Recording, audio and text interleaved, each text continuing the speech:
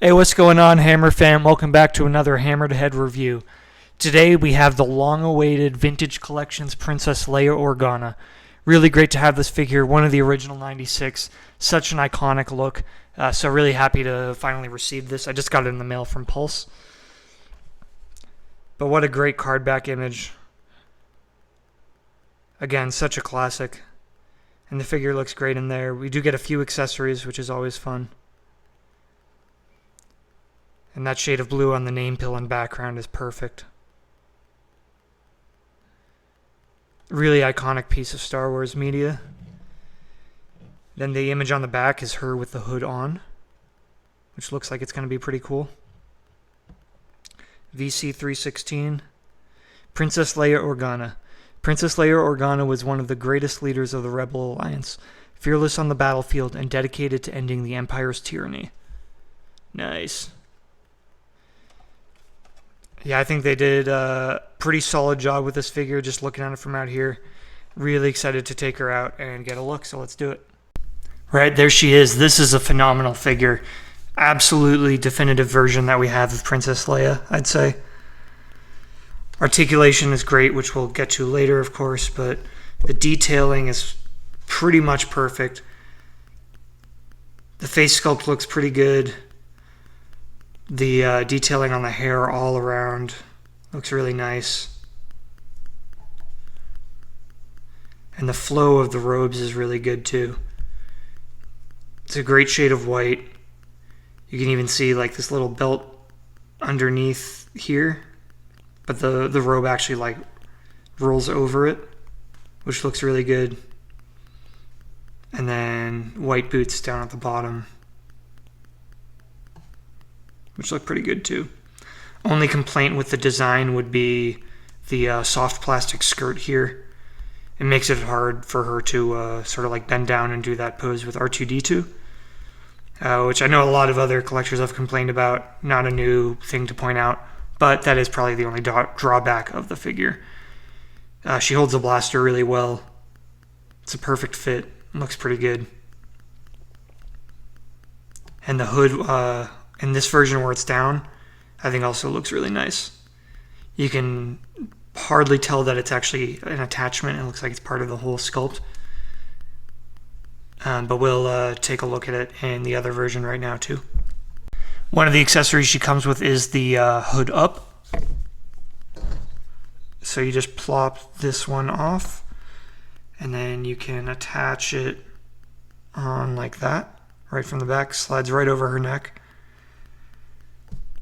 And now she can have her hood up. I think it looks pretty good. It doesn't really come too far up on her head.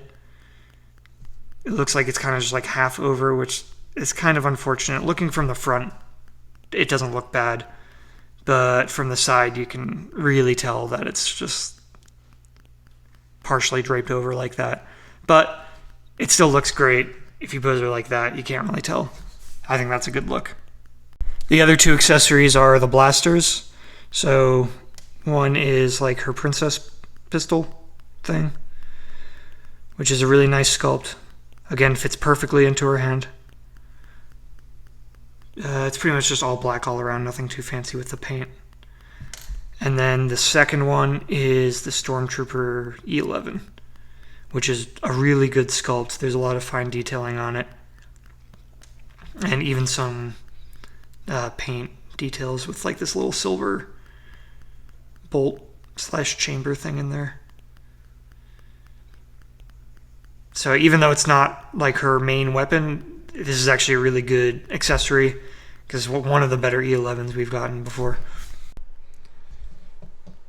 Darth Hammer, only you could be so bold. I don't know what you're talking about. I'm a member of the Imperial Senate on a diplomatic mission. Articulation is really solid. She's got ball head, I think just a single point in there.